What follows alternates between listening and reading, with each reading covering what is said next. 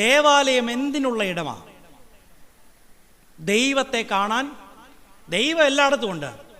നിങ്ങളൊന്നും വിചാരിക്കുന്ന പോലെ ദൈവം എല്ലായിടത്തും ഹൃദയങ്ങളെയും അന്തരേന്ദ്രിയങ്ങളെയും ശോധന ചെയ്യുന്നത്. പക്ഷെ നമ്മളെല്ലായിടത്തും ഒരുപോലല്ല. നമ്മളാകേണ്ടതുപോലെ ആയിത്തീരേണ്ടതിന് നമ്മളെ പരിശീലിപ്പിക്കുന്ന ഇടത്തിൻ്റെ പേരാണ് ദേവാലയം. നമ്മൾ നമ്മുടെ വീട്ടിൽ ഇവിടെ ഇരിക്കുന്ന ആളുകളല്ല, നമ്മുടെ സ്വകാര്യ ഇടങ്ങളിൽ ഇവിടെ ഇരിക്കുന്ന ആളുകളല്ല. പക്ഷെ ദൈവം എല്ലായിടത്തും ഒരുപോലെയുള്ളവനാ. പക്ഷെ നമ്മൾ ദൈവത്തിൻ്റെ മുമ്പാകെ ആകേണ്ടതുപോലെ ആയിത്തീരാൻ നമ്മളെ അഭ്യസിപ്പിക്കുന്ന ഇടത്തിൻ്റെ പേരാണ് എന്ത്? അതുകൊണ്ട് ഇവിടെ വന്ന് വേറെ ഒരു ക്രിയയും വേണ്ട, ഇവിടെ വന്നിട്ട് വേറെ ഒരു ചർച്ചയും വേണ്ട, ഇവിടെ വന്നിട്ട് വേറെ ഒരു കുതന്ത്രങ്ങളും മെനയേണ്ടതില്ല. മെനഞ്ഞാൽ തലമുറകൾ നിങ്ങളോട് ചോദ്യം ചോദിക്കും. ഇപ്പം ദൈവം ക്ഷമിച്ചു വിടുന്നത് കണ്ടുകൊണ്ട് നിങ്ങൾ ആരും അതിനകത്ത് ദൈവം കാണുന്നില്ല എന്നോ ദൈവം കേൾക്കുന്നില്ല എന്നോ വിചാരിക്കരുത്. ദാവീദ് ചെയ്ത പോലെയാത്. ദൈവം ഒരിക്കലൊരു ദൂതനെ അയക്കും, നടുവേ വന്നിട്ട് നമ്മുടെ മുഖത്ത് ജീവിതത്തിൻ്റെ മുൻപിൽ നിന്നിട്ട് പറയും, ആ മനുഷ്യൻ, പഴയ നിയമം നിങ്ങളെടുത്ത് പഠിച്ചാട്ടെ, ദൈവം മനുഷ്യനോട് ഒപ്പം നടന്നവനാ. ദൈവ മനുഷ്യനോ മരുഭൂമി യാത്ര നോക്കിയാട്ടെ, എനിക്ക് ഏറ്റവും ഇഷ്ടമുള്ള കാലഘട്ടമാണ് മരുഭൂമി യാത്രയിൽ. ദൈവം അവരുടെ മധ്യേയായിരുന്നു. പാളയമടിക്കണമെന്ന് പറഞ്ഞു. 12 ഗോത്രങ്ങൾ, 3 ഗോത്രങ്ങൾ വീതം 4 വശത്തും പാളയമടിക്കണം. ഒത്ത നടുവിലായി ദൈവത്തിൻ്റെ കൂടാരം അടിക്കണം. അതിൻ്റെ അർത്ഥം എന്താ? ജീവിതത്തിൻ്റെ മധ്യേ ആരുണ്ടായിരുന്നു? ഓരോരുവൻ താന്താൻ്റെ കൂടാര വാതുക്കൽ വെച്ച് നമസ്കരിച്ചു. മോശ പ്രാർത്ഥനയ്ക്ക് പോകുമ്പം ഓരോ മനുഷ്യനും അവൻ്റെ കൂടാര വാതുക്കൽ വെച്ച് പ്രാർത്ഥിച്ചു. ഇത് കുറച്ച് കഴിഞ്ഞപ്പം മനുഷ്യന് മടുത്തു. ദൈവം കൂടെ നടക്കുമ്പം ചില കാര്യങ്ങളൊന്നും ആസ്വദിക്കാൻ നമുക്ക്, അതുകൊണ്ട് പിന്നീട് വരുമ്പോൾ പഴയ ചരിത്രം വരുമ്പോൾ പറയുന്നുണ്ട്, ഞങ്ങൾ നിനക്കൊരു പള്ളി പണിത് തരാം, നീ അവിടെ ഇരുന്നോ, ഞങ്ങൾക്ക് വല്ലതും ഉണ്ടെങ്കിൽ ഞങ്ങൾ അങ്ങോട്ട് വരാം. ഞാൻ പലപ്പോഴും പറയാറുണ്ട്, പല പള്ളികളും ഞായറാഴ്ചക്കടയാണ്. 11 മണി കഴിഞ്ഞാൽ പിന്നെ ആ പള്ളിയുടെ പരിസരത്തോട്ട് കയറിയ പേടി വരും, അല്ലേ? അല്ലേ പിന്നെ ഒരു കാപ്പി അറേഞ്ച് ചെയ്യണം, 10 പേര് പിന്നെ ഒന്ന്. നമ്മുടെ ദേവാലയങ്ങൾ എന്തുകൊണ്ട് ഇങ്ങനെയായി മാറുന്നത്? ദേവാലയത്തിൻ്റെ വാതിൽ തുറന്നു കിടക്കണം. ശലോമോൻ്റെ പ്രാർത്ഥന പോലെ, നിന്റെ സന്നിധിയിൽ കണ്ണുനീരോടുകൂടെ യാചനയുമായി വരുന്നവൻ്റെ ഹൃദയത്തെ നീ കാണണം. ഇത് കാണുന്നൊരിടം ദേവാലയമാണ്. പക്ഷെ ദൈവത്തോട് നിരന്തരമായ സഹവാസമുണ്ടായിരുന്ന മനുഷ്യൻ, പഴയ നിയമ ചരിത്രത്തിൽ അവൻ ദേവാലയം പണിഞ്ഞിട്ട് പറഞ്ഞു, ദൈവമേ നീ അവിടെ ഇരുന്നാട്ടെ, ഞങ്ങൾ ഞങ്ങളുടെ യാഗങ്ങളുമായി അവിടെ വരാം. പക്ഷെ അതിനകത്ത് ഒരു പോസിറ്റീവായിട്ട് കാണേണ്ട ഒരു അനുഭവം ഉണ്ട്. എന്താ? അവിടെ ഞാൻ വരുന്നത് എൻ്റെ ഹൃദയവും എൻ്റെ ജീവിതവും എൻ്റെ മനസ്സും എൻ്റെ നാവും, ഇന്ന് ഞാൻ പ്രാർത്ഥിച്ച വിശുദ്ധ കുർബാനയിലെ പ്രാർത്ഥനയത്, ശരീരവെടിപ്പോടും ആത്മവിശുദ്ധിയോടും പരമാർത്ഥമായ നാവോടും, അല്ലേ? ഇങ്ങനെയാണ് ദൈവസന്നിധിയിൽ ആരാധനകളുമായിട്ട് വരുന്നത്. പള്ളിയിൽ കയറുമ്പോൾ ഒരു പ്രാർത്ഥനയുണ്ടെന്നറിയാവോ? എന്താ പ്രാർത്ഥന? ബഹുമതിപൂർവ്വം നിന്റെ ഭവനത്തിലേക്ക് ഞാൻ വന്ന് എൻ്റെ നേർച്ചകളെ 12 തിരി നിങ്ങൾ കൊണ്ടുവരുന്നത് നോക്കിയിരിക്കുകയല്ല ദൈവം, 1 കിലോ എണ്ണ നിങ്ങൾ ഒഴിച്ചോ എന്ന് നോക്കിയിരിക്കുകയല്ല ദൈവം. പക്ഷേ ഹൃദയപൂർവ്വം ബഹുമതിപൂർവ്വം ദൈവസന്നിധിയിലേക്ക് നിങ്ങൾ വന്നോ എന്നും നിങ്ങളുടെ ഹൃദയങ്ങൾ ദൈവസന്നിധിയിൽ ആത്മാർത്ഥമായി പകരുന്നുണ്ടോ എന്നും ദൈവം നോക്കുന്നൊരു അനുഭവമുണ്ട്. അതുകൊണ്ട് ദൈവാലയങ്ങൾ എന്ന് പറഞ്ഞാൽ നമുക്ക് എന്തായിരിക്കണം? നമ്മളാകേണ്ടതുപോലെ ആയിത്തീരുകയും ദൈവത്തെ കാണേണ്ടതുപോലെ കാണാൻ പറ്റുകയും ചെയ്യേണ്ടുന്ന ഇടത്തിൻ്റെ പേരാണ് ദൈവാലയം. ഇവിടെ വന്ന് ഒരിക്കലും നിങ്ങളുടെ ഇഷ്ടങ്ങളോ നിങ്ങളുടെ താല്പര്യങ്ങളോ നടത്തി കിട്ടുന്നതിന് വേണ്ടിയിട്ടല്ല നിങ്ങൾ പ്രാർത്ഥിക്കുക. ഞാനിത് എല്ലാ വർഷവും ആവർത്തിച്ച് പറയുന്ന ഒരു കാര്യമാണ്. എനിക്ക് പലപ്പോഴും ഇന്നത്തെ ആത്മീയ വ്യാപാരങ്ങളോടുള്ള വലിയൊരു ചോദ്യവും ഇത് തന്നെയാണ്. നമ്മുടെ ജീവിതത്തെ നമ്മൾ എത്ര കണ്ട് പരിശ്രമിച്ചാലും ദൈവ പദ്ധതിക്ക് വിധേയമായിട്ടല്ലാതെ നമുക്ക് മുന്നോട്ട് നടത്താൻ സാധ്യമാകത്തില്ല. അത് രോഗമാകട്ടെ, പ്രയാസമാകട്ടെ, ഞെരുക്കമാകട്ടെ, അതെന്തുമാകട്ടെ. ആ അനുഭവങ്ങൾ വരുമ്പോൾ നമ്മളോട് ദൈവം ആവശ്യപ്പെടുന്ന ഒരു കാര്യമുള്ളൂ, നീ വിധേയപ്പെടുക. എനിക്ക് ഈ തിരുവാതിക്കൽ ഒരു മുടി വെട്ടുന്ന ഒരാളുണ്ട്. എനിക്കൊന്ന് അച്ഛനൊക്കെ എവിടെയായിരിക്കും വെട്ടുന്നത്. അദ്ദേഹം ഒരു ഹൈന്ദവ വിശ്വാസിയായിരുന്നു, മോഹനൻ ചേട്ടൻ. അദ്ദേഹം ഇപ്പോൾ ക്രിസ്തീയ വിശ്വാസിയാണ്, പെന്തക്കോസ്ത് വിശ്വാസത്തിലാണ്. പക്ഷെ അദ്ദേഹത്തിന് ഏറ്റവും ഇഷ്ടം ദൈവകാര്യങ്ങൾ പറയാൻ. അതുകൊണ്ട് അച്ഛന്മാരുടെ തലയൊക്കെ കാണുന്ന പുള്ളിക്ക് വലിയ ഇഷ്ടമാണ്. അതുകൊണ്ട് എൻ്റെ തല ഞാൻ എപ്പോഴും പുള്ളിയുടെ കയ്യിലാണ്. എൻ്റെ തിരുമേനി വെട്ടിക്കഴിഞ്ഞ് പിന്നെ പുള്ളി അധികം വെട്ടിയിട്ടുള്ളൂ. അവിടെ ചെന്ന് ഇന്നലെ ഞാൻ മുടി വെട്ടാൻ കയറി. അപ്പോൾ അദ്ദേഹം വളരെ സന്തോഷത്തോടു കൂടി എന്നെ സ്വീകരിച്ചു. മുടിവെട്ടാൻ തുടങ്ങി കഴിയുമ്പോൾ പൗലോസ് അപ്പോസ്തലൻ അങ്ങ് തുടങ്ങി. അങ്ങനെ പല കാര്യങ്ങളും ഞങ്ങൾ ചർച്ച ചെയ്യാറുണ്ട്. ഇന്നലെ അദ്ദേഹം എന്നോടൊരു സംശയം ചോദിച്ചു. അച്ഛാ, മരണം അതൊരു വലിയ യാഥാർത്ഥ്യമാണെന്നൊക്കെ എനിക്കറിയാം. മരണത്തിനപ്പുറം ജീവിതം ഉണ്ടെന്ന് പറയാം. പക്ഷേ പല വിധത്തിലുള്ള മരണങ്ങൾ ഇന്നുണ്ടാകുന്നുണ്ട്, അല്ലേ? ചിലർ കിടന്ന് നരകിച്ച് മരിക്കും, ചിലർ നിപ്പി മരിക്കും, ചിലർ വണ്ടി ഇടിച്ച് മരിക്കും, ചിലർ വേളാങ്കണ്ണി പോയിട്ട് തിരിച്ചു വരുമ്പോൾ മരിക്കും, ചിലർ ഗുരുവായൂർ പോയിട്ട് വരുമ്പോൾ മരിക്കും, ചിലർ ട്രെയിൻ കയറി അരഞ്ഞു മരിക്കും, ഈ വെള്ളപ്പൊക്കത്തിന് സമയത്ത് മണ്ണിടിഞ്ഞ് മരിക്കും. എന്തുകൊണ്ടാണ് ഇങ്ങനെ ദുർമരണങ്ങളും ഒക്കെ ഉണ്ടാകുന്നത്? എന്തുകൊണ്ടാണ്? അതിനൊരു ഉത്തരം എന്താ? ഞാൻ പറഞ്ഞു, മരണം ഏതു വിധത്തിലും വരാം. ഞാനിനി തിരിച്ച് കുട്ടിക്കാനത്തിനാണ് പോകുന്ന വഴി മണ്ണിടിഞ്ഞാൽ നാളെ നോബിനച്ചൻ പത്രത്തിനകത്തൊരു പടവാ. ഏതു വിധത്തിൽ മരിച്ചു എന്നുള്ളത് വിഷമേയല്ല. മരണനാഴിക വരെ നിന്റെ ജീവിതം എങ്ങനെയായിരുന്നു? അടുത്ത നിമിഷം നമുക്ക് പറയാൻ പറ്റുമോ? ഇല്ല.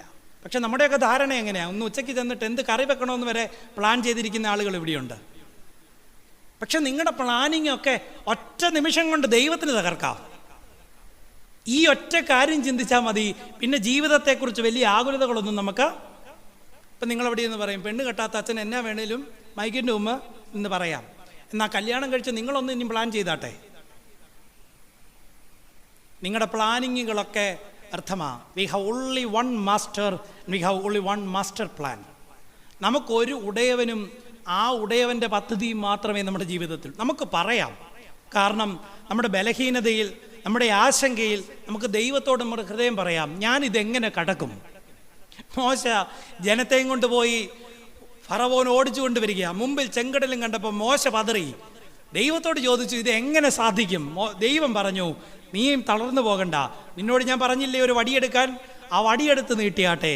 ഒരു ചുള്ളിക്കമ്പ് നീട്ടിയപ്പം ചെങ്കടൽ രണ്ടായി. നിങ്ങൾ ആ കഥയൊന്നും വെറുതെ വായിച്ചു വിടരുത്. നിങ്ങളിനി അവർ നടുവേ കൂടെ നടന്നതും കൂടി ഒന്ന് ചിന്തിച്ച് നോക്കിയാട്ടെ. മോശയുടെ ഉള്ളിലൊരു ഭയം ഉണ്ടായിരുന്നിരിക്കാം, പക്ഷെ കുഞ്ഞുങ്ങളൊക്കെ വളരെ സന്തോഷത്തോടു കൂടി വീഗാലാൻഡിൽ പോയതുപോലെ പോയി. അവർ കടൽ തിരകൾ ഇങ്ങനെ ഭിത്തി പോലെ നിന്നപ്പോൾ അവരതിൻ്റെ കയ്യിൽ ഇടയ്ക്കൊന്ന് തട്ടിക്കാണും. അവർ വളരെ സന്തോഷത്തോടു കൂടി നൃത്തം വെച്ച് മോശയോട് കൂടെ ഉള്ള എല്ലാ ആളുകളും അക്കരെ കടന്ന് ഒടുവത്തെ ആളിൻ്റെ കാലും അക്കരെ കടന്നപ്പോൾ ചെങ്കടൽ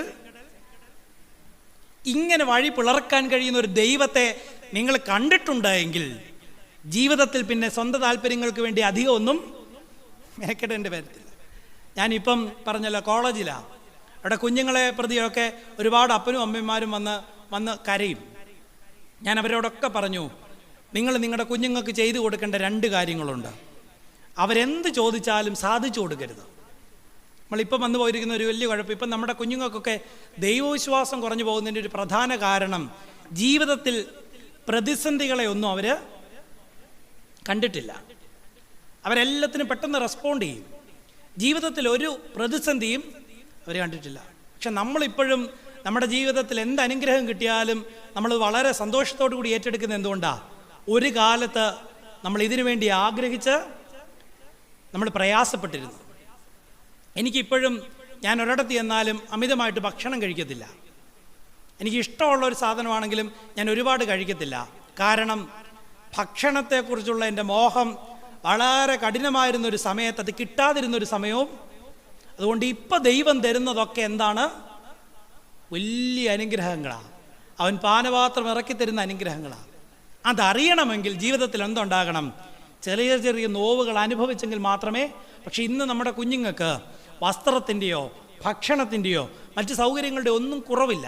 അതുകൊണ്ട് അവർക്ക് ജീവിതത്തെ ദൈവത്തോട് ചേർന്ന് നേരിടണമെന്നുള്ള കാര്യം അനുഭവമായിട്ടില്ല. അതുകൊണ്ട് ഞാൻ പറയും, നിങ്ങൾ ഏത് കാര്യം അവർ ആവശ്യപ്പെട്ടാലും സാധിപ്പിച്ചു കൊടുത്തു. പക്ഷെ അതിനോടൊപ്പം പറയണം, ഇതിൻ്റെ പുറകിൽ എന്തുണ്ട്? ഒരു കഷ്ടപ്പാടുണ്ട്.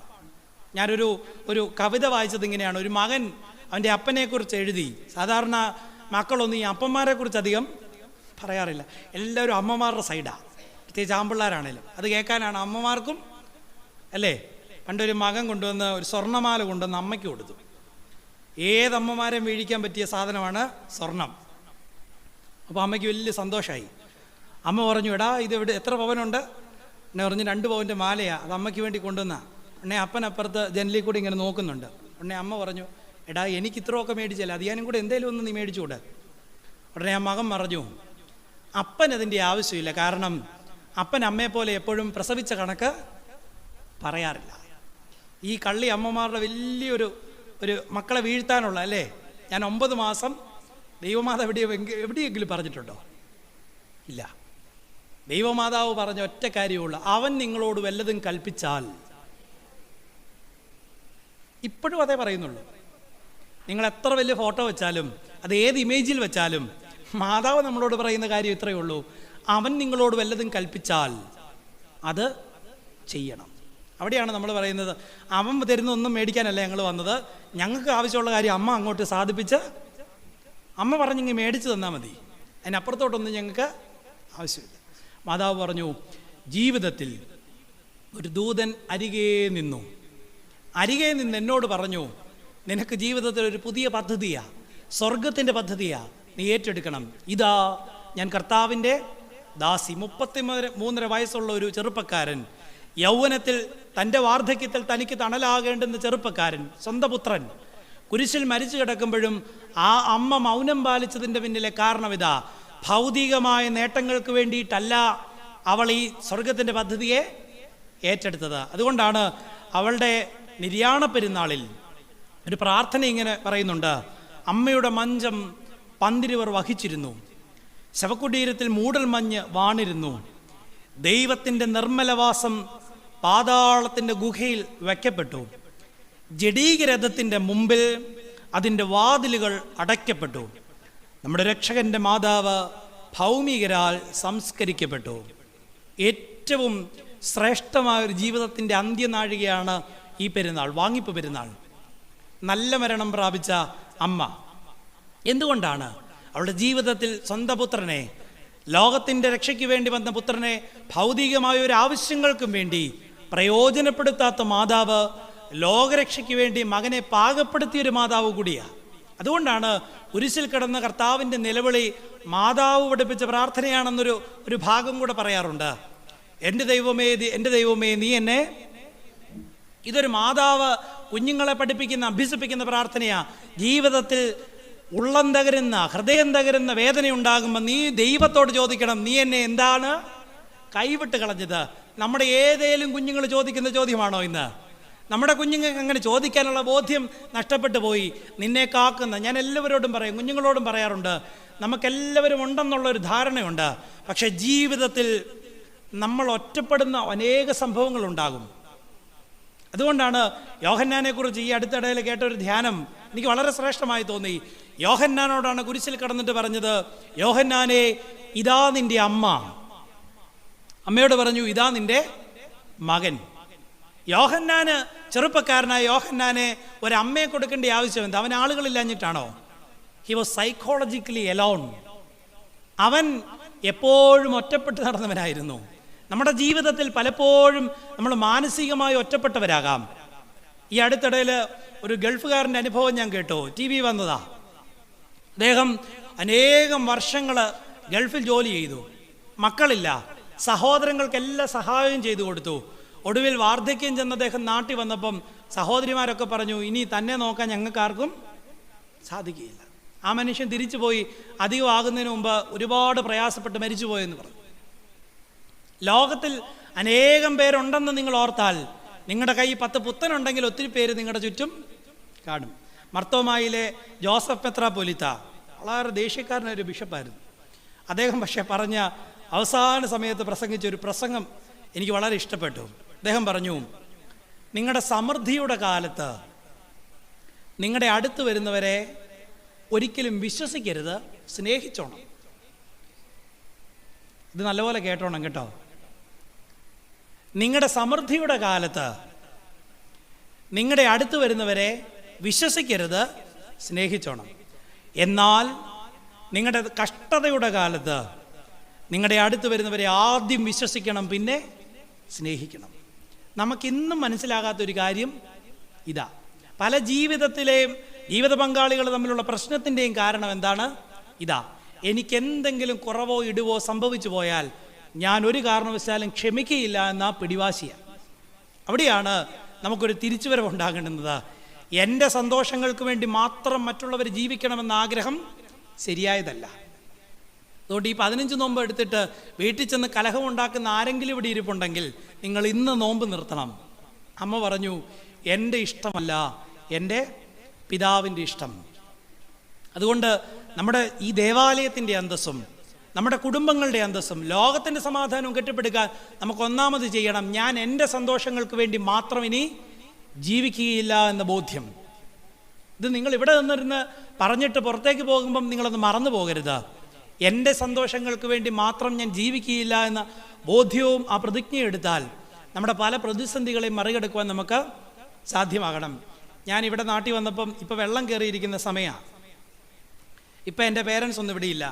പണ്ട് വെള്ളം കയറുമ്പോൾ എൻ്റെ ആദ്യത്തെ ഓർമ്മ എൻ്റെ അമ്മയുടെ മുഖം ഇത്രമാകും. കാരണം അമ്മ റാന്നിക്കാരിയാണ്, അവിടെ വെള്ളം കയറത്തില്ലായിരുന്നു.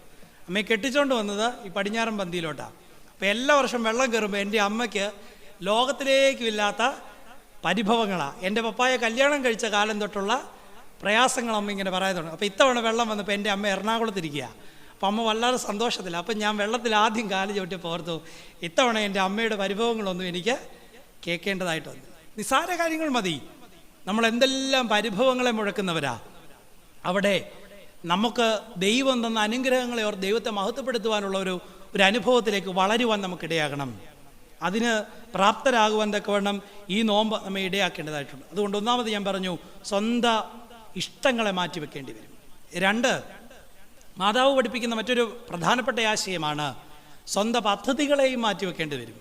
ഇനി എനിക്ക് എൻ്റേതായ വ്യക്തിപരമായ പദ്ധതികളും ഉണ്ടാകാൻ പാടില്ല.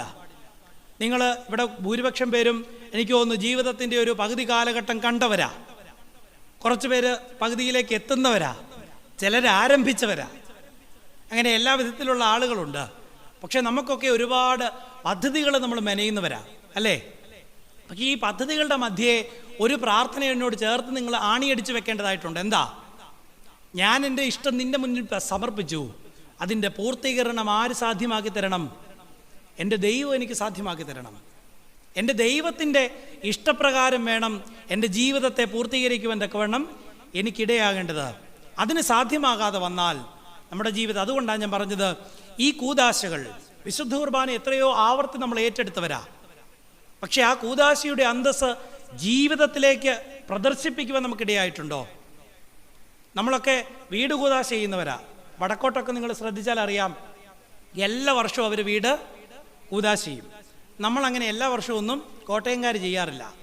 2 കാരണങ്ങൾ കൊണ്ട്. ഒന്ന്, നമ്മുടെ വീട് അങ്ങനെ എപ്പോഴും എല്ലാവരെയും കാണിക്കാൻ, അല്ലെ, അച്ഛന്മാർ കാണാൻ കൊള്ളാത്ത രീതിയിലായിരിക്കും മിക്കവാറും നമ്മുടെ വീട്.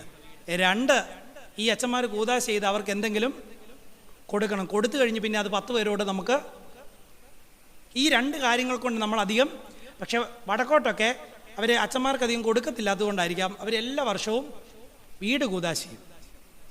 നിങ്ങൾ ആ കൂദാശ ചെയ്യിപ്പിക്കണം. അതിനകത്ത് പ്രാർത്ഥനകൾ നിങ്ങൾ ശ്രദ്ധിക്കണം. ദൈവം കുടുംബജീവിതങ്ങളെ അനുഗ്രഹിച്ചതിൻ്റെ മാതൃകകൾ അവിടെ പറയുന്നു. അബ്രഹാം തുടങ്ങി ഇങ്ങനെ പറയുക. അവരെന്തുകൊണ്ടാണ് അവരെ അനുഗ്രഹിച്ചതെന്നുള്ളത് ആ പ്രാർത്ഥനയിൽ നിന്ന് വ്യക്തമാണ്. അവർ യഹോവയെ ഭയപ്പെട്ടു, അവൻ്റെ വഴികളിൽ നടന്നു. അവിടെ ഒടുവിലൊരു പ്രാർത്ഥനയുണ്ട്, യോബിനെ അവൻ്റെ സമ്പാദ്യങ്ങൾ പരിശോധനയ്ക്കൊടുവിൽ ഇരട്ടിയായി വർദ്ധിപ്പിച്ചതുപോലെ. ഇതൊക്കെ കേട്ടിട്ടുണ്ടോ? ഇല്ല. ഞങ്ങൾ അന്നേരം അച്ഛന് കാപ്പി അനത്താൻ പോയെന്ന് പറയും, അല്ലേ? കാരണം ഈ പ്രാർത്ഥന ഒടുവിലാണ്. ആ സമയമാകുമ്പോൾ ആൻറ്റിമാരൊക്കെ അടുക്കള ഭയങ്കര മല്ല. എന്തിനാ? കാപ്പി ആറ്റി. അച്ഛന് കാപ്പി മധുരം വേണോ മധുരം വേണ്ടാത്തത്. അച്ഛന്മാർ കാപ്പി കുടിക്കാതെ കിടക്കുന്നവരൊന്നുമല്ല. അതുകൊണ്ട് ഈ പ്രാർത്ഥനയൊക്കെ ശ്രദ്ധിച്ചാട്ടെ. ആ പ്രാർത്ഥന ശ്രദ്ധിക്കാത്തത് കൊണ്ടാണ് ഇപ്പോഴും വന്ന് പരിഭവം പറയുന്നത്, അച്ഛാ അത് കിട്ടിയില്ല. അവിടെയാണ് പറഞ്ഞത്, യോബിനെ അവൻ്റെ പരിശോധനയ്ക്കൊടുവിൽ സമ്പാദ്യങ്ങൾ ഇരട്ടിയായി വർദ്ധിപ്പിച്ചതുപോലെ. എപ്പോഴാ? അവൻ്റെ പരിശോധനകൾക്ക് ശേഷം. ഇത് കേട്ടാൽ അത് കഴിഞ്ഞിട്ടൊരു സ്ലീബ, ജീവനുള്ളതും ജീവിപ്പിക്കുന്നതും ആ സ്ലീബയുടെ മുദ്രയാൽ ഈ ഭവനത്തിന് രക്ഷയുണ്ടാകുകയാണ്. ഞാനൊരു ഇംഗ്ലീഷ് ഫിലിം കണ്ടു, എക്സോഡസ്. അതിനകത്ത് വളരെ ഇഷ്ടപ്പെട്ടൊരു രംഗമുണ്ടായി. ഫറവോൻ ദൈവജനത്തെ വിട്ടയക്കത്തില്ല എന്ന് പറഞ്ഞപ്പോൾ 10 ബാധകൾ അരങ്ങേറുന്നുണ്ട്. ആ അരങ്ങേറുന്നതിൻ്റെ ഒടുവിലത്തെ ബാധ അല്പം കാഠിന്യമേറിയതാ. എന്താ? പിഞ്ചു കുഞ്ഞുങ്ങളൊക്കെയും മരണപ്പെടും. ആ ചലച്ചിത്രം വളരെ ഭംഗിയായിട്ട് ആവിഷ്കരിച്ചിട്ടുണ്ട്. ഒരു കറുത്ത മേഘം ആ ദേശത്തിൻ്റെ മീതെ കൂടെ പോകുമ്പോൾ എല്ലാ പ്രകാശങ്ങളും കെട്ടുപോകും. കെട്ടുപോയി പിന്നീട് അവർ ദീപം തെളിയിക്കുമ്പം ഫറവോൻ്റെ കുഞ്ഞുൾപ്പെടെ കട്ടിലിൽ ചലനമറ്റ് കിടക്കുക. ഈ ചലനമറ്റ കുഞ്ഞിനെയും കൊണ്ട് ഫറവോൻ മോശയുടെ മുമ്പിലേക്ക് വരികയാണ്. നിങ്ങൾ സിനിമ കാണുന്നവരല്ലേ, ഇപ്പോൾ എല്ലാവർക്കും നല്ല സ്മാർട്ട് ഫോൺ, അമ്മച്ചിമാർക്ക് വരെ എന്താണ് സ്മാർട്ട് ഫോൺ, എല്ലാവരും വാട്സപ്പിലും ഫേസ്ബുക്കിലുമാണ്. അതുകൊണ്ട് ഇതൊന്നും കാണാൻ ബുദ്ധിമുട്ട് കാണത്തില്ല, അതൊന്നും എടുത്ത് കണ്ടോ കുഴപ്പമില്ല, വേദപുസ്തകം ഏതായാലും വായിക്കുന്നില്ലല്ലോ. അപ്പോൾ ഇതേലും നടക്കട്ടെ. ഫറവോൻ ഈ കുഞ്ഞിനെ എടുത്തുകൊണ്ട് മോശ, എനിക്കും ചോദിക്കണമെന്ന് ചോദ്യം അത് മോശയുടെ അടുക്ക് വന്നിട്ട് ഈ പിഞ്ചു കുഞ്ഞിനെ പിടിച്ചിട്ട് ഫറവോൻ ചോദിച്ചു, ഒന്നും അറിയാത്ത ഈ പിഞ്ചു പൈതലിനെ കൊന്നുകളയുന്ന നിന്റെ ദൈവം അതെന്ത് ദൈവമാണ്? മോശ പക്ഷെ പതറിയില്ല. മോശ ഇസ്രായേൽ മക്കളിൽ ഒരു പിഞ്ചു കുഞ്ഞിനെ വിളിച്ചു ചേർത്തിട്ട് പറഞ്ഞു, മരിച്ചതിൽ എബ്രായരുടെ നിങ്ങളുടേതല്ലാതെ, മിസ്രൈമിലെ കുഞ്ഞുങ്ങളല്ലാതെ ഒരെബ്രായൻ്റെ കുഞ്ഞിനെ കാണിച്ചു തരാമോ? ഫറവോൻ പിന്നെ മിണ്ടിയില്ല, ജനത്തെ വിട്ടയച്ചു. മനസ്സിലായോ സന്ദർഭം? ഞാൻ പറഞ്ഞത് മനസ്സിലായോ? ഇതാ ദൈവ പദ്ധതി. ദൈവം അനുഗ്രഹിച്ച ജീവിതമാണെങ്കിൽ, ദൈവത്തിന് നമ്മെക്കുറിച്ചൊരു ബോധ്യ ഉദ്ദേശവും ഉണ്ടെങ്കിൽ ദൈവം അതിൻ്റെ പൂർത്തീകരണത്തിലേക്ക് നമ്മളെ എത്തിക്കുമെന്നുള്ളത് നിശ്ചയമായ കാര്യമാണ്. അതുകൊണ്ടാണ് മാതാവ് രണ്ടാമത് പറഞ്ഞത്, പദ്ധതികളൊന്നും ജീവിതത്തിൽ വെക്കേണ്ടതായിട്ടില്ല, ഒരു പദ്ധതികളും വെക്കേണ്ടതായിട്ടില്ല. ദൈവത്തിൻ്റെ പദ്ധതിക്ക് നമ്മുടെ തലകളെ കുനിച്ചു കൊടുക്കുവാൻ തക്കവണ്ണം നമുക്കിടയാകണം. ഞാൻ എൻ്റെ പ്രസംഗത്തിൻ്റെ അവസാന ഭാഗത്തിലേക്ക് വരികയാണ്. ദൈവമാതാവിനെക്കുറിച്ച് പറഞ്ഞ് ഞാൻ ആരംഭിച്ചു. ഞാൻ പറഞ്ഞു home life of Jesus Christ, ഇതായിരിക്കും എൻ്റെ വിഷയം. ദൂതൻ അരികെ നിന്ന് മാതാവിനെ ധൈര്യപ്പെടുത്തി. മാതാവിനെ മാത്രം ഓർത്താൽ പോരാ, മാതാവിനോട് ചേർന്ന് ആ കുടുംബം തിരുക്കുടുംബമാക്കിയ ഒരു മനുഷ്യനുണ്ട്. ആരാ? ജോസഫ്. ഞാൻ പറഞ്ഞു, നിങ്ങളുടെ കുടുംബം തിരുക്കുടുംബമായാൽ ചെറിയ പള്ളി മഹായിടവക എന്ന ലേബലൊന്നും വെക്കണ്ട, ചെറിയ പള്ളി അതിനേക്കാൾ വലിയ പള്ളിയായിട്ട്. ഇന്ന് നമ്മുടെ കുടുംബം അത്ര ശരിയായിട്ട് ഓടുന്നില്ല. ആ കുടുംബത്തിൽ നിന്ന് വരുന്ന ആളുകൾ ഒരുത്തിയേരുന്നതുകൊണ്ട് നമ്മുടെ പള്ളി അത്ര ശരിയായിട്ട്, അതാ പ്രശ്നം. ഇപ്പം എല്ലാ ആളുകളുടെയും പരാതി അച്ഛന്മാരൊന്നും, എന്തുകൊണ്ടാണ്? ഇതിനിടെ നല്ല ഈ അച്ഛന്മാരും വരുന്നേ. നല്ല അച്ഛനായിട്ട് ഒരു 3 വർഷം ഒരു തല്ലുള്ള പള്ളി ഇരുന്നാൽ മതി, ഏതച്ഛനും കറുത്തകുപ്പായം മടക്കി കുത്താൻ പഠിക്കും.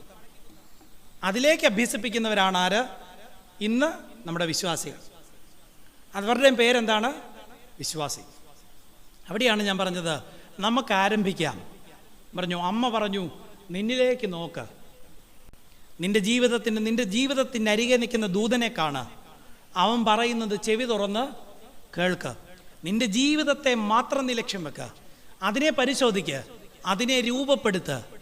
നിന്റെ ജീവിതത്തെ രൂപപ്പെടുത്തുമ്പം നിന്റെ അടുത്തുള്ള നിന്റെ കുടുംബവും നിനക്ക് ദൈവം തന്നിട്ടുള്ള എല്ലാവരിലേക്കും അത് പ്രതിഫലിക്കും.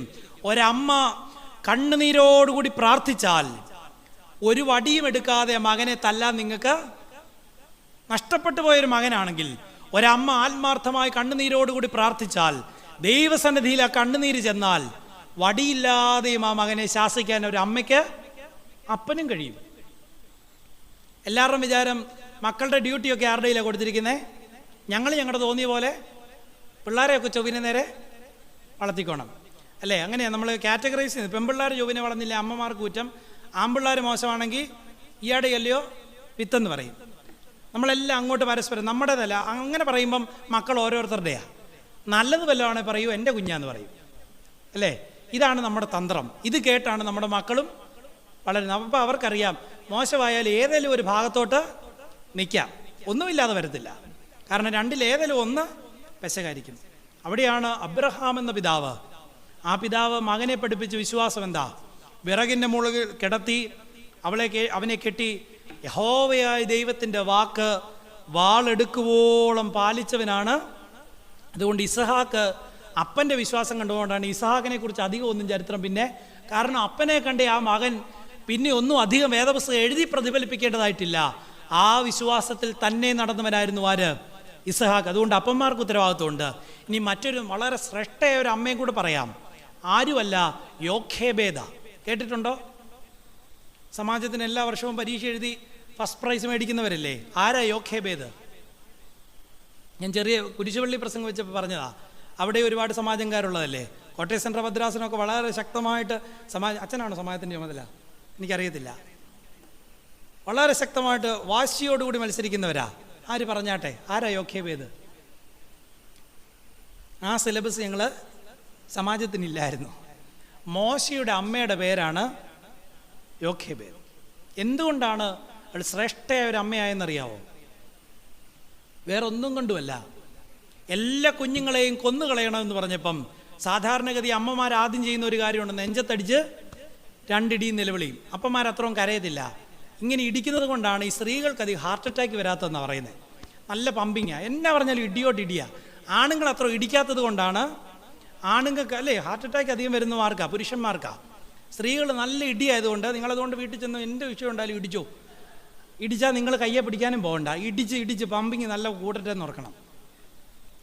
പക്ഷെ മോശയുടെ അമ്മ ഇടിക്കാനും പോയില്ല, തൊഴിക്കാനും പോയില്ല. മോശയുടെ അമ്മ എന്ത് ചെയ്തു എന്ന വേദപുസ്തകം പറയുന്നത്, അവൾ ഞാങ്ങണ കൊണ്ട് ഒരു പെട്ടകം ഉണ്ടാക്കി, ഒരു പെട്ടി ഉണ്ടാക്കി.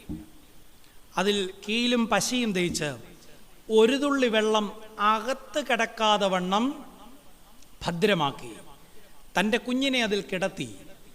പിതാക്കന്മാർ അതിനോട് ചേർത്ത് പറയുന്നുണ്ട്, ശോശപ്പായിട്ട് മൂടി.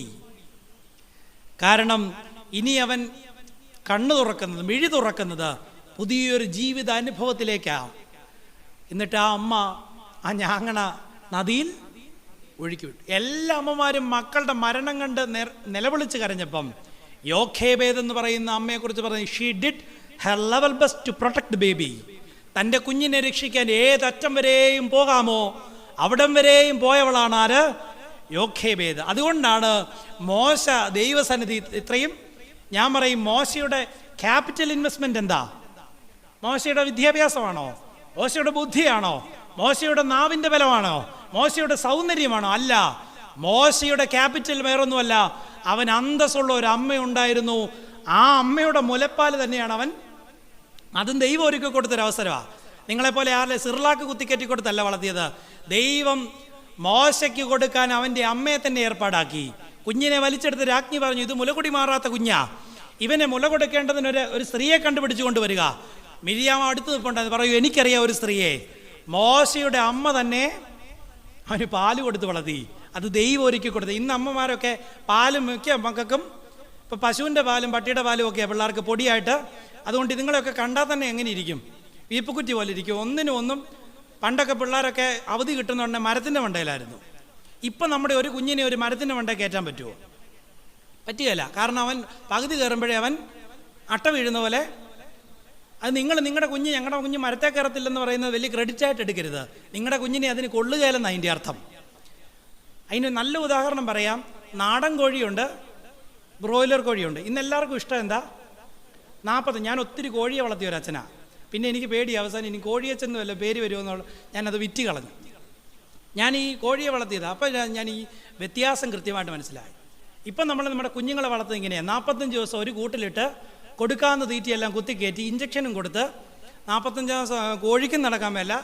45 ദിവസം 50 ദിവസം കഴിഞ്ഞ് ആ കോഴി അറ്റാക്ക്. പിന്നെ അതിൻ്റെ ഇറച്ചി കഴിച്ചാലോ നാര് പോലെ ഇരിക്കും. അത് കഴിച്ചിട്ട് നമുക്കെല്ലാം വയറ്റ് വലിയ പ്രശ്നമാണ് അല്ലേ? ഈ ഹോർമോൺ എല്ലാം കൂടെ കഴിച്ച് നമ്മുടെ കുഞ്ഞുങ്ങളെങ്ങനെയായി? ബുദ്ധിയും പകുതി. പിന്നെ അവൻ്റെ മുന്നിലുള്ളത് എന്താ? ഈ കണ്ണടിച്ചു പോകുന്ന സാധനമാണ്. ഇത് രണ്ടും കൂടി ആയപ്പോൾ നമ്മുടെ പകുതി കുഞ്ഞുങ്ങൾ മന്ദബുദ്ധികളാണ്. എടുത്തെറിഞ്ഞ 4 കാലേ വീഴുന്ന പിള്ളേർ നമുക്ക് പണ്ടുണ്ടായിരുന്നു. പക്ഷേ ഇപ്പം നമ്മുടെ കുഞ്ഞുങ്ങൾ, ഇവിടെ ഇരിക്കുന്ന കുഞ്ഞുങ്ങളെ ഞാൻ മോശം പറഞ്ഞതല്ല. അതുകൊണ്ട് നിങ്ങളുടെ കുഞ്ഞുങ്ങൾ ഇച്ചിരി മഴ നനയാൻ പോയാൽ നിങ്ങൾ അതുങ്ങളെ വിടണം. നല്ല നാടൻ കോഴിയെ പോലെ വളർത്തണം. എവിടെ പോയാലും അവൻ ജീവിക്കണം. അവൻ എല്ലാ A+ കിട്ടാത്തതിന്, ഇന്നത്തെ കാലത്ത് എല്ലാ A+ കിട്ടുന്നത് അന്തസ്സല്ലെന്നാണ് എൻ്റെ വിചാരം. കാരണം ഇത്തവണത്തെ കേരള സിലബസിലെ റിസൾട്ട് കണ്ടിട്ട് എനിക്ക് തന്നെ ചിരി വന്നുപോയി. എല്ലാവർക്കും 90% മേളിലാണ്. ഇനി ഇതുങ്ങളെ എല്ലാം കൂടെ എവിടെ പഠിപ്പിക്കും? അതുകൊണ്ട് നിങ്ങളുടെ കുഞ്ഞിന് എല്ലാ A+ കിട്ടിയില്ല എന്ന് പറഞ്ഞുകൊണ്ട് അവനെ തല്ലരുത്. അവൻ ജീവിതത്തിൽ പരാജയപ്പെട്ടു പോകാതിരിക്കണം. അതിന് എന്ത് അഭ്യസനം നിങ്ങൾ കൊടുത്തു? ഈ പള്ളി കൊണ്ടുവരുന്നത് അതിനു വേണ്ടിയിട്ടാണ്. അവനോട് പറയണം, മോനെ നിനക്ക് എന്നും ഇതുപോലെ സമൃദ്ധിയാകത്തില്ല. നിന്റെ ജീവിതത്തിൽ എന്നും നിനക്ക് ആവശ്യമുള്ള കാര്യങ്ങൾ സാധിപ്പിച്ചു തരാൻ ഞങ്ങളും കാണത്തില്ല. ജീവിതത്തിൽ നിനക്ക് ഒരുപാട് വൈഷമ്യങ്ങളുണ്ടാകാം. പക്ഷെ നീ ഓർത്തോണം, ആ വൈഷമ്യങ്ങളിൽ ഞങ്ങളില്ലെങ്കിലും നിനക്ക് ധൈര്യപൂർവ്വം വിളിക്കാനുള്ള ഒരാളെ ഞാൻ കാണിച്ചു തരാം. ആളെവിടെയുണ്ട്? ഇന്ന് വരെ നിങ്ങൾ പറഞ്ഞു കൊടുത്തിട്ടുണ്ടോ? പറഞ്ഞു കൊടുത്താൽ നിങ്ങൾ ശ്രേഷ്ഠരായി. 15-ാം സങ്കീർത്തനം നിങ്ങളുടെ കുഞ്ഞുങ്ങളെ പഠിപ്പിക്കണം. യഹോവേ, നിന്റെ കൂടാരത്തിൽ ആർ വസിക്കും, നിന്റെ പർവ്വതത്തിൽ ആർ കയറും. ബാക്കി കാര്യങ്ങളൊക്കെ അവിടെ പറയുന്നുണ്ട്. ഞാൻ കഴിഞ്ഞ തവണ മൂന്നാർ പള്ളിയിൽ, എത്ര മണിക്കാണ് നിൽക്കുന്നത്? മൂന്നാർ പള്ളിയിലായിരുന്നു. അവിടെ പള്ളിക്കൊരു റിസോർട്ടുണ്ട്. അപ്പോൾ അവിടെ വരുന്നവരൊക്കെ ആദ്യം പറയുന്ന വെച്ചാൽ ഞങ്ങൾ ഓർത്തഡോക്സുകാരാണ്, എന്തിനാ റിസോർട്ടിൽ 500 രൂപ കുറച്ച് കിട്ടാനാ. നമ്മളങ്ങനെയാണല്ലോ, ഈ ഓർത്തഡോക്സുകാരാണെന്ന് നമ്മൾ എടുത്തു പറയുന്നത് എവിടെയാണ്? ഒരിക്കലും നമ്മുടെ വിശ്വാസ ജീവിതം കാണിക്കാൻ വേണ്ടി നമ്മൾ പറയത്തില്ല. അഡ്മിഷൻ കിട്ടാൻ നേരത്തും പിന്നെ എനിക്ക് മനസ്സിലായതാണ്, ഈ റിസോർട്ടിൽ 100 രൂപ കുറച്ച് കിട്ടാൻ പറയും. അയ്യോ അച്ഛാ, ഞങ്ങൾ പള്ളിയിൽ നിന്ന് ഇറങ്ങാതെ നിൽക്കുന്ന ഓർത്തഡോക്സുകാരാണ്. അപ്പം അങ്ങനെയുള്ള റിസോർട്ടിലൊക്കെ താമസിക്കണേ പറയണം 5000 രൂപ എടുത്താൽ, അയ്യോ ഞങ്ങൾക്ക് നിൻ്റെ കൂടാരത്തിൽ ഞങ്ങൾക്കിന്ന് വസിക്കാം. പക്ഷെ 1,00,000 രൂപ കൊടുത്താലും 15-ാം സങ്കീർത്തനക്കാരൻ പറയുന്ന ആ കൂടാരത്തിൽ അവിടെ ചെയ്യേണ്ട കുറേ കാര്യങ്ങളുണ്ട്. നിഷ്കളങ്കനായി നടക്കണം, ദൈവമുമ്പാകെ ഭയത്തോടും വിറയലോടും കൂടെ ജീവിക്കണം, അവൻ്റെ പദ്ധതിക്ക് വിധേയപ്പെടണം, വ്യാജം നിൻ്റെ ജീവിതത്തിൽ കാണരുത്, അനർത്ഥം നിനക്കുണ്ടാകാതിരിപ്പാൻ നിൻ്റെ ജീവിതത്തെ നേർവഴികളിൽ നീ നടത്തണം. അതുകൊണ്ട് ഈ പള്ളി വന്നിട്ട് വേറെ രാഷ്ട്രീയം ഒന്നും കളിക്കാൻ നിങ്ങൾ പോകണ്ട. നിങ്ങളുടെ നേർച്ചകളെ കഴിക്കുക, കൂദാശകളെ ഏറ്റെടുക്കുക. അച്ഛന്മാരോടും അധികം ഇടപെടരുത്. എന്തിനീ അച്ഛന്മാരോട് ആവശ്യമില്ലാതെ ഓളൊക്കെ ഇടാൻ പോകുന്നത്? അച്ഛനാ. നിങ്ങളുടെ പ്രാർത്ഥന ആവശ്യങ്ങളെ അച്ഛനോട് അറിയിക്കുക. അത് കഴിഞ്ഞ് നിങ്ങളുടെ വീട്ടിൽ പോയി നിങ്ങളും കണ്ണുനീരോടുകൂടി പ്രാർത്ഥിക്കുക, വൈദികരും പ്രാർത്ഥിക്കും. നമ്മുടെ ജീവിതത്തിന് ഒരു കുഴപ്പവും ഉണ്ടാകത്തില്ല. പക്ഷേ ഇതിനപ്പുറത്തേക്കൊക്കെ നമ്മൾ എക്സീഡ് ചെയ്തപ്പോഴാണ് നമ്മുടെ സഭയിലും നമ്മുടെ ദേവാലയങ്ങളിലും നമ്മുടെ പരിസരങ്ങളിലും നമ്മുടെ ചുറ്റുപാടുകളിലുമൊക്കെ ആത്മീയമായൊരു ഇടിഞ്ഞ താഴ്ചല നമുക്ക് സംഭവിച്ചു പോയത്. അതുകൊണ്ട് നമ്മുടെ ജീവിതം തിരുക്കുടുംബമാകണം. ഞാൻ പറഞ്ഞു വന്ന വിഷയത്തിൽ ഒത്തിരി മാറിപ്പോയി. ജോസഫാ നിങ്ങളുടെ കുഞ്ഞുങ്ങൾക്ക് മാതൃകയായി പറഞ്ഞു കൊടുക്കേണ്ട ഒരു കഥാപാത്രമാണ് ജോസഫ്. എന്തുകൊണ്ടാണ്? എൻ്റെ മാമോദിസ പേര് ജോസഫ്. അതുകൊണ്ട് എനിക്ക് പറയാൻ വളരെ ഇഷ്ടമാണ്. ഈ അടുത്തിടയിൽ എന്നെ കൂട്ടുകാരനൊരു അച്ഛൻ വിളിച്ചു, നിരണത്തൂന്ന്. അച്ഛൻ വിളിച്ചിട്ട് എന്നോട് പറഞ്ഞു, അച്ഛാ ഞാൻ ഈ അടുത്തിടയിൽ ഒരു പള്ളിയിൽ പ്രസംഗിച്ചു. അപ്പോൾ അമ്മമാർ ആണ് കുഞ്ഞുങ്ങളുടെ ജീവിതത്തിൽ ഇത്രമേറെ ഇൻഫ്ലുവൻസ് ചെയ്യുന്നത്, അതുകൊണ്ട് അമ്മമാർ ശ്രദ്ധിക്കണമെന്ന് പറഞ്ഞപ്പം ഒരപ്പൻ അച്ഛൻ്റെ അടുക്ക് വന്നിട്ട് പറഞ്ഞു, അച്ഛാ നിങ്ങൾ ഈ അച്ഛന്മാർ പറയുന്നതിനകത്ത് എനിക്കൊരു പരിഭവമുണ്ട്. നിങ്ങളെപ്പോൾ പറഞ്ഞാലും അമ്മമാരാണ് എല്ലാമെന്ന് പറയും. ഞങ്ങൾ പിന്നെ എന്തോത്തിന് അച്ഛാന്ന് ചോദിച്ചു. അപ്പോൾ അച്ഛൻ എന്നെ വിളിച്ചിട്ട് ചോദിച്ചു, അച്ഛാ അദ്ദേഹം അത് പറഞ്ഞതുകൊണ്ട് നാളെ അപ്പന്മാരെക്കുറിച്ചൊരു പ്രസംഗം പറയാനാണ് ഞാൻ ആഗ്രഹിക്കുന്നത്. അതിനകത്ത് ആരെയൊക്കെ ഉദാഹരണമായിട്ട് എടുക്കാം. അപ്പം ഞാൻ എടുത്ത വായി അച്ഛനോട് പറഞ്ഞു, അച്ഛാ ഒന്നാമത് ഞാൻ പറയും ഒരു പിതാവ് ആരാ? ജോസഫ്. നിങ്ങൾ നോക്കിയാട്ടെ, വേദപുസ്തകം നന്നായിട്ട് നോക്കിയാട്ടെ. മാതാവിന് എത്രയോ പെരുന്നാളുകളാണ് ഉള്ളത്. പക്ഷേ ഈ മാതാവിനോട് ചേർന്ന് നിന്ന ഒരാളാണ് ആര്? ജോസഫ്. സെൻറ്റ് ജോസഫ് ചർച്ച് പോലും നമുക്കധികം ഇല്ല. ജോസഫ് ചേർന്ന് നിന്ന് ചെയ്തെന്താ? ആ മാതാവിനെയും അവർക്ക് ലോകം അവിടെയും വായിക്കുന്നുണ്ട്. ഒരു ദൂതൻ അവൻ്റെ അടുക്കൽ ചെന്നിട്ട് സ്വപ്നത്തിൽ അവൻ്റെ പ്രത്യക്ഷനായി. അവിടെ ഒരു ദൂതൻ ചെന്നു. ലോക അപവാദം ഏൽക്കാതിരിക്കാൻ അവളെയും അവളുടെ കുഞ്ഞിനെയും സംരക്ഷിച്ചു. പക്ഷെ ഒരു വൻകാര്യങ്ങളും ചെയ്തതായിട്ട് ജോസഫിനെ കുറിച്ച് വേദപുസ്തകത്തിൽ പിന്നീട് എഴുതുന്നില്ല. ഒരു കാര്യങ്ങളും ജോസഫിനെ ആ സംരക്ഷണ ചുമതലയല്ലാതെ മറ്റൊന്നും ജോസഫിന്മേൽ വായിച്ചെടുക്കുവാൻ നമുക്ക് വേദപുസ്തകത്തിൽ നിന്ന് എന്തുകൊണ്ടാണ്? ഞാൻ അടുത്തിടയിൽ പാമ്പാടി ചെന്നപ്പം പാമ്പാടിത്തിനെ കുറിച്ചൊരു അനുഭവം കേട്ടത് എനിക്ക് തന്നെ ലജ്ജ തോന്നിപ്പോയൊരു സംഗതിയാണ്. ഞങ്ങളുമൊക്കെ വൈദികരും ആത്മീയ ശുശ്രൂഷ നടത്തുന്നവരും അതിന് നേതൃത്വം കൊടുക്കുന്നവരുമാണ്. തിരുമേനി പ്രാർത്ഥിച്ച് മഴ പെയ്ച്ച സംഗതികളെക്കുറിച്ച് നിങ്ങൾക്കറിയാവുന്നതാണ്. പക്ഷെ അതിന് ശേഷമുണ്ടായ സംഗതിയായിരുന്നു രസം. തിരുമേനി പ്രാർത്ഥിച്ച് മഴക്കാറ് കൂടി തിരുമേനി പ്രാർത്ഥിച്ച് തിരിച്ചിറങ്ങാൻ നേരത്ത് ഒരാൾ വന്നിട്ട് പറഞ്ഞു, തിരുമേനി മഴ പെയ്യാൻ ആരംഭം കുറിച്ചു. തിരുമേനി പറഞ്ഞു, നമുക്കൊന്നുകൂടെ ദൈവത്തിന് നന്ദി പറയാം. ഇന്ന് വല്ലവായിരുന്നെങ്കിൽ ഇറങ്ങി വന്നപാടെ വാട്സപ്പിലോട്ടത് വൈറലാക്കിയേനെ. കാരണം ഇത് എൻ്റെ പണി, ഞാൻ പെയ്യിച്ചടാന്ന് പറഞ്ഞേനെ. ഇതാണ് ദൈവ മനുഷ്യരുടെ പ്രത്യേകത. ജോസഫ് എന്ത് ചെയ്തു? തൻ്റെ ജീവിതത്തിൻ്റെ രേഖ മറ്റൊരിടത്തും കോറിയിട്ടില്ല. ഒരു ശിലാഫലകവും ജോസഫിൻ്റെ പേരിലില്ല. ഞാൻ വൻകാര്യങ്ങൾ ചെയ്തുവെന്ന് ഒരിടത്തും കൊട്ടിഘോഷിച്ചില്ല. നിങ്ങളുടെ കുടുംബങ്ങളിൽ നിങ്ങളത് ചെയ്യരുത്. നിങ്ങളുടെ കുടുംബജീവിതത്തിലും നിങ്ങളുടെ പരിസരങ്ങളിലും നിങ്ങളത് ചെയ്യരുത്. ഞാനുള്ളത് കൊണ്ടാണ് ഈ കുടുംബം.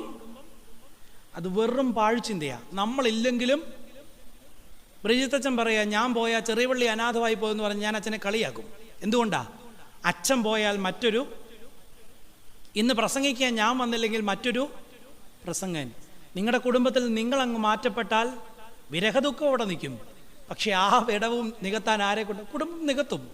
അതുകൊണ്ട് നമ്മളാരും സ്ഥായീഭാവമുള്ളവർ, നമ്മളെ കഴിഞ്ഞ് നമ്മൾക്ക് ശേഷം പ്രളയമെന്ന ചിന്തയൊന്നും വേണ്ട. ആ ബോധ്യം ഉണ്ടായാൽ നമ്മൾ പല കാര്യങ്ങളിലും എളിമപ്പെടും. ജോസഫ് പറഞ്ഞു, എൻ്റെ പേര് ഒരിടത്ത്, പക്ഷേ ജോസഫ് പിന്നീടും തെളിഞ്ഞു നിൽക്കുന്നുണ്ട്. പക്ഷെ നമ്മളാരും പെട്ടെന്നത് കാണത്തില്ല. എങ്ങനെയാണെന്ന് പറയാവോ? യേശു ക്രിസ്തു ഒരു സ്ത്രീയുമായിട്ട് സംസാരിക്കുന്നിടത്ത് ജോസഫിനെ കൃത്യമായിട്ട് റിഫ്ലക്റ്റ് ചെയ്യുന്നുണ്ട്. അതാ പറഞ്ഞു, ഒരു അപ്പന് എങ്ങനെ മക്കളുടെ ജീവിതത്തെ ഇൻഫ്ലുവൻസ് ചെയ്യാന്നുള്ളതിൻ്റെ ഉദാഹരണമാണ് ആര്? ജോസഫ്. നിങ്ങൾക്കൊക്കെ ക്ഷീണം അടിച്ചെന്ന് എനിക്ക് മനസ്സിലായി. ഞാൻ പ്രസംഗം നിർത്താൻ പോവാ. ജോസഫിനെ നമ്മൾ പിന്നീട് കാണാം. ഞാൻ പറഞ്ഞു, ശമര്യക്കാരത്തി സ്ത്രീയുമായിട്ട് യേശു സംസാരിക്കുന്ന ഒരു വലിയ ഭാഗമുണ്ട് യോഹന്നാന്റെ സുവിശേഷത്തിൽ, ഇല്ലേ? ആ സ്ത്രീ എങ്ങനെയുള്ള ഒരു ബാക്ക്ഗ്രൗണ്ടുള്ള സ്ത്രീയാണ്? ഒരു മോശപ്പെട്ട ബാക്ക്ഗ്രൗണ്ടുള്ള സ്ത്രീയാണ്. ആണോ? അവൾ പറയുന്നുണ്ട്, നിന്റെ ഭർത്താവ് ഇവിടെ? അയ്യോ, എനിക്ക് ഭർത്താക്കന്മാരില്ല. എൻ്റെ ഭർത്താവ് പറയുന്നുണ്ട്, നീ ഇപ്പം പറഞ്ഞത് ശരി, പക്ഷെ നിനക്ക് 5 ഭർത്താക്കന്മാർ. അപ്പോൾ ഇത്രയും പുരുഷന്മാരെ ജീവിതത്തിൽ സ്വീകരിച്ച് അവളെ വേണമെങ്കിൽ കർത്താവിന് മാനിപ്പുലേറ്റ് ചെയ്യാമായിരുന്നു, അല്ലേ? ഒരു സ്ത്രീയെ. പക്ഷേ സ്പർശനം കൊണ്ടല്ലാതെ, ഇന്ദ്രിയങ്ങളുടെ സ്പർശനമില്ലാതെ ആ സ്ത്രീയുടെ ജീവിതത്തെ തൊട്ടയാളുടെ പേരാണ് ആര്? ക്രിസ്തു. ഇന്ന് ഞങ്ങൾക്ക് അച്ഛന്മാർക്കൊക്കെ പേടിയാ. അങ്ങനെ ഒരു സ്ത്രീ ഒന്ന് കുമ്പസാരിക്കാൻ വന്നാൽ പോലും ചുറ്റും അച്ഛന്മാരൊന്ന്, കാരണം ഒന്നും ഇല്ലേലും നമ്മുടെ ആളുകൾ, അച്ഛനോട് ദേഷ്യമുള്ള ഒരു ആളുണ്ട്, 10 ആളുണ്ട്, പറയും കണ്ടില്ലേ അയാൾ. ഇതാണ് ഇന്നത്തെ സാഹചര്യം. അതാ. പക്ഷെ കർത്താവിന് ആ പേടിയൊന്നും ഇല്ലായിരുന്നു. കാരണം എന്താ? അവന് ജീവിതത്തിൽ പ്രതിഫലിപ്പിച്ചൊരു പിതാവുണ്ട്. ഒരു സ്ത്രീയോട് ഏറ്റവും മാന്യമായി ഇടപെടണമെന്ന് യൗസേപ്പ് അല്ലാതെ ആരാ പഠിപ്പിച്ചത്? കാരണം വിവാഹത്തിന് മുമ്പേ ഗർഭിണിയായ ഒരു സ്ത്രീയെ സ്വർഗത്തിലെ ഒരു ദൂതൻ സ്വപ്നത്തിൽ മാത്രം എന്ന് പറഞ്ഞതാ. പക്ഷെ അവൾക്ക് ലോക അപവാദമേൽക്കാതിരിക്കാൻ അവളുടെ ജീവിതത്തെ മുഴുവനായും ഏറ്റെടുത്ത ഒരു പുരുഷനാണ് ആര്? ആ പിതാവിൻ്റെ മകൻ്റെ ലേബലിൽ വളർന്ന ക്രിസ്തു സ്പർശനങ്ങളില്ലാതെ ആ സ്ത്രീയെ വേണ്ടിയെടുത്തു. അവൾ പറഞ്ഞു, ഞാൻ എൻ്റെ ജീവിതത്തെ എന്നോട് പറഞ്ഞു തന്ന മശിഹായെ കണ്ടു. ഇങ്ങനെ നിങ്ങളുടെ ജീവിതത്തിൽ നിങ്ങൾ ഒരിക്കലും നിങ്ങളുടെ മക്കൾക്ക് വേണ്ടി ഇന്ന കാര്യങ്ങൾ ചെയ്തു വന്ന് വലിയ കോട്ടകൊത്തളങ്ങൾ കെട്ടിയിട്ട് വലിയൊരു ഫോട്ടോ നിങ്ങളുടെ വീട്ടിൽ വെക്കുന്ന ഒന്നുമല്ല. 10 വർഷം കഴിഞ്ഞാലും 15 വർഷം കഴിഞ്ഞാലും നിങ്ങൾ മരിച്ചു കഴിഞ്ഞിട്ട് നിങ്ങളുടെ മക്കൾ നിങ്ങളെക്കുറിച്ച് ഓർക്കുമ്പം അവരുടെ കണ്ണിൽ നിന്ന് ഒരു തുള്ളി കണ്ണുനീര് വരാൻ ഇടയാകണം. ഒരു മകൻ അപ്പനെ കുറിച്ച് എഴുതിയ കവിത ഇങ്ങനെയാണ്: എനിക്ക് വേണ്ടി അനേകം വെയിൽ കൊണ്ട എൻ്റെ തണൽ, എനിക്ക് വേണ്ടി അനേകം വെയിൽ കൊണ്ട എൻ്റെ തണൽ, അതാണ് എൻ്റെ അപ്പൻ. നിങ്ങളുടെ മക്കൾ നിങ്ങളെക്കുറിച്ച് ഓർക്കുമ്പോൾ എന്തുണ്ട്? ഇതൊരു ചോദ്യമാണ്. ഈ ചോദ്യത്തിന് ഉത്തരം പറയണം. അവരുടെ ജീവിതത്തിൽ അവരൊരു ഭ്രംശത്തിലേക്ക് വരുമ്പം, ഒരു നാശത്തിൻ്റെ പടിവാതിക്കലെത്തുമ്പം അവർ ചിന്തിക്കണം, എൻ്റെ അപ്പനും അമ്മയും എന്നെക്കുറിച്ച് ഓർത്ത് വ്യസനിക്കരുത്. അവർ തിരികെ നടക്കണം. അതാ ഞാൻ പറഞ്ഞത്, നിങ്ങളുടെ കണ്ണുനീരോടുകൂടി പ്രാർത്ഥന അവരുടെ തലയ്ക്കുമീതേ നിൽക്കണം. അവരെ സംരക്ഷിക്കണം. അവരോട് പറഞ്ഞു കൊടുക്കണം, കുഞ്ഞേ, നിന്നെ കാണുന്നവൻ മയങ്ങാത്തവൻ, ഉറക്കം തൂങ്ങുന്നുമില്ല, ഉറങ്ങുന്നുമില്ല, ഒരു ദൈവം നിന്നോട് കൂടിയുണ്ട് എന്ന ബോധ്യം. മാതാവും യൗസേപ്പും തരുന്ന തിരുക്കുടുംബത്തിന് അടിസ്ഥാനമിട്ടു. അവിടെ ക്രിസ്തു വന്നു. അവൻ്റെ ജീവിതം കൊണ്ട് ആ കുടുംബത്തെക്കുറിച്ച് നമ്മൾ പറയുകയാണ് വിശുദ്ധിയുള്ള ഒരു കുടുംബം. നമ്മുടെ കുടുംബങ്ങളും ഇതുപോലെ രൂപാന്തരപ്പെടണം. ഇല്ല എങ്കിൽ നമ്മൾ എത്ര നോമ്പെടുത്തിട്ട് എന്താ പ്രയോജനം? ഒരു കഥ പറഞ്ഞുകൊണ്ട് ഞാൻ അവസാനിപ്പിക്കാനായിട്ട് പോവുകയാണ്. ഞാൻ വളരെ ഡൈവേർട്ട് ചെയ്ത് പല കാര്യങ്ങളാണ് പറഞ്ഞത്. അതുകൊണ്ട് പോയിൻ്റ് ഒന്നും ഓർത്തിരിക്കാൻ പറ്റത്തില്ല. പണ്ട് 3 പോയിൻ്റ് പറഞ്ഞാൽ ആ പോയിൻ്റ് മാത്രം ഓർത്തിരുന്ന വീട്ടിൽ ചെന്ന് പറയണമെങ്കിൽ ഇന്നത്തെ അച്ഛൻ എങ്ങനെ ഉണ്ടായിരുന്നു? അയാൾ കുറേ കുറ്റം പറഞ്ഞു. എൻ്റെ ഇടയ്ക്ക് 1-2 കാര്യങ്ങളും കൂടെ, അല്ലേ? എനിക്കൊരു കുഴപ്പമില്ല. എനിക്ക് ചെറിയ പള്ളിയിൽ നിന്ന് സർട്ടിഫിക്കറ്റ് ഒന്നും വേണ്ട. പക്ഷേ ഞാൻ വളരെ വൈഡായിട്ട് പറഞ്ഞു പോയതാ. എങ്കിലും ഓർക്കണം, വളരെ അന്തസ്സുള്ളൊരു മാതാവ് ആ കുടുംബത്തിനുണ്ടായിരുന്നു. അവൾ സ്വന്തം ഇഷ്ടങ്ങൾക്ക് വേണ്ടി ജീവിച്ചവളല്ല, ദൈവത്തിൻ്റെ പദ്ധതിക്ക് വിധേയപ്പെട്ട് സ്വന്തം ഇഷ്ടങ്ങളെയും സ്വന്തം പദ്ധതികളെയും മാറ്റിവെച്ചവളാണ്. രണ്ടാമതൊരപ്പനെ നമ്മൾ കണ്ടു. ജീവിതത്തിൽ ഒരിടത്തും തൻ്റെ പേര് വരണമെന്ന് ആഗ്രഹിച്ചുകൊണ്ടൊന്നും ചെയ്യാത്ത, തൻ്റെ കടമകളെ ആത്മാർത്ഥതയോടും നിഷ്കളങ്കതയോടും കൂടെ പൂർത്തീകരിച്ചൊരു പിതാവ്. അതിനെ എല്ലാം സാക്ഷാത്കരിക്കുന്ന പുത്രൻ തമ്പുരാൻ ലോകത്തിൻ്റെ രക്ഷകനെ അവതരിക്കുകയും ചെയ്ത കുടുംബം, നമ്മുടെ കുടുംബവും വിശുദ്ധിയിലേക്ക് വളരട്ടെ. കഥ ഇതാണ്. ഒരു വനത്തിൻ്റെ പുറത്ത് ഒരു സന്യാസി ഇരുന്ന് തപസ്സനുഷ്ഠിക്കുക. ഒരു ദരിദ്രനായ വിറകുവെട്ടുകാരൻ അവിടെ വന്നിട്ട് സന്യാസിയോട് പറഞ്ഞു, എൻ്റെ ജീവിതത്തിലെ കഷ്ടപ്പാടുകളൊന്നും തീരുന്നില്ല, അതുകൊണ്ട് എന്തെങ്കിലും ഒരു പോംവഴി എനിക്ക് പറഞ്ഞു തരണം.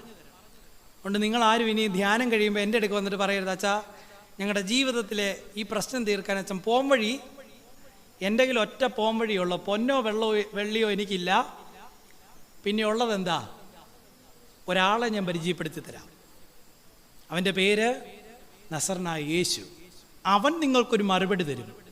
ആ മറുപടി കേട്ടോണ്ട് സന്തോഷത്തോടു കൂടി പോകാം.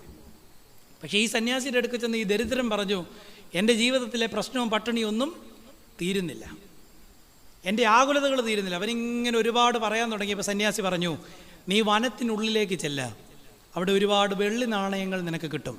അവൻ വനത്തിനുള്ളിലേക്ക് പ്രവേശിച്ച് നോക്കിയപ്പം വെള്ളി നാണയങ്ങൾ അവൻ വാരിയെടുത്തുകൊണ്ട് പോയി കുറച്ച് നാളുകൾക്ക് ശേഷം വീണ്ടും വന്നു.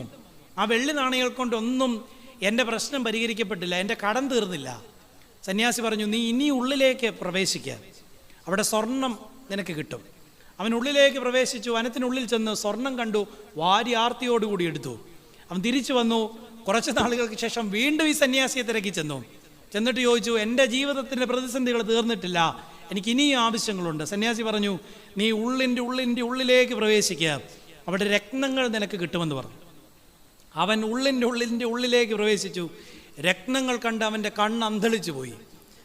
അവൻ പെട്ടെന്ന് രത്നങ്ങൾ ഇങ്ങനെ വാരി എടുത്തുകൊണ്ടിരുന്നപ്പം അവൻ്റെ മനസ്സിൽ പെട്ടെന്നൊരു ചിന്ത വന്നു, ഈ സ്വർണവും ഈ വെള്ളിയും ഈ രത്നങ്ങളും എല്ലാം ഇതിൻ്റെ ഉള്ളിൽ ഇന്ന സ്ഥലത്തുണ്ടെന്ന് അറിഞ്ഞിട്ടും ആ സന്യാസിക്ക് എങ്ങനെയാണ് അവിടെ വളരെ സമാധാനത്തോടു കൂടി ഇരിക്കാൻ സാധിക്കുന്നത്? ആ ബോധ്യത്തിൽ അവൻ മാനസാന്തരപ്പെട്ടു. അവൻ തിരിച്ച് സന്യാസിയുടെ അടുക്ക വന്നു. ഞാൻ എല്ലാവരും സന്യാസിയാകണമെന്നല്ല പറഞ്ഞത്, നമ്മുടെ ജീവിതത്തിൽ എല്ലാ കാര്യങ്ങളിലും ഒരു നിയന്ത്രണം വെക്കാൻ നമുക്ക്, അത് പ്രയാസങ്ങളുടെ മധ്യത്തിലാണെങ്കിലും അമിതമായിട്ട് ദുഃഖിക്കാനോ അമിതമായിട്ട് സന്തോഷിക്കാതെ ഇരിക്കാൻ ഒരു ബാലൻസ്ഡ് നേച്ചർ, അത് ആരിലൂടെ കിട്ടത്തുള്ളൂ? ഒരു കൗൺസിലിങ്ങിന് പോയാൽ കിട്ടത്തില്ല, ഒറ്റ ബന്ധങ്ങളുണ്ടെന്ന് പറഞ്ഞിട്ടും കിട്ടത്തില്ല, എത്ര ബാങ്ക് ബാലൻസ് ഉണ്ടെന്ന് പറഞ്ഞാലും കിട്ടത്തില്ല. കിട്ടുന്ന ഒരേ സ്ഥലമാണ് ദൈവസന്നിധിയാണ്. ആ ദൈവസന്നിധിയിൽ നിന്ന് ആ ബാലൻസ് മേടിച്ചെടുക്കാൻ നമുക്കിടയാകണം. ആ ബാലൻസ് മേടിച്ച് ഏറ്റവും ഉത്തമമായ ഉദാഹരണമാണ് ആര്? അമ്മ. ആ അമ്മയുടെ പെരുന്നാൾ, അമ്മയുടെ ഓർമ്മ, അമ്മയുടെ വാങ്ങിപ്പ് പെരുന്നാളെന്നാണ് പറയുന്നത്. ശ്രേഷ്ഠമായൊരു ജീവിതത്തിൻ്റെ മാതൃക നമ്മുടെ ജീവിതത്തിലേക്കും ഏറ്റെടുക്കുവാൻ നമുക്കിടയാകട്ടെ. ആ മാതൃകയെ പിൻപറ്റുവാൻ നമുക്കിടയാകട്ടെ എന്ന് ആത്മാർത്ഥമായിട്ട് പ്രാർത്ഥിക്കുന്നു. ഒരിക്കൽ കൂടി എന്നെ വിളിച്ച എല്ലാ വൈദികരോടും എന്നെ കേട്ടിരുന്ന നിങ്ങളെല്ലാവരോടുമുള്ള സ്നേഹവും സന്തോഷവും നന്ദിയും രേഖപ്പെടുത്തിക്കൊണ്ട് നിർത്തുന്നു. പ്രാർത്ഥനയിൽ എന്നെ ഓർക്കണമെന്ന് ഓർപ്പിച്ചുകൊണ്ട് നിർത്തുന്നു. ദൈവം നമ്മെ അനുഗ്രഹിക്കട്ടെ.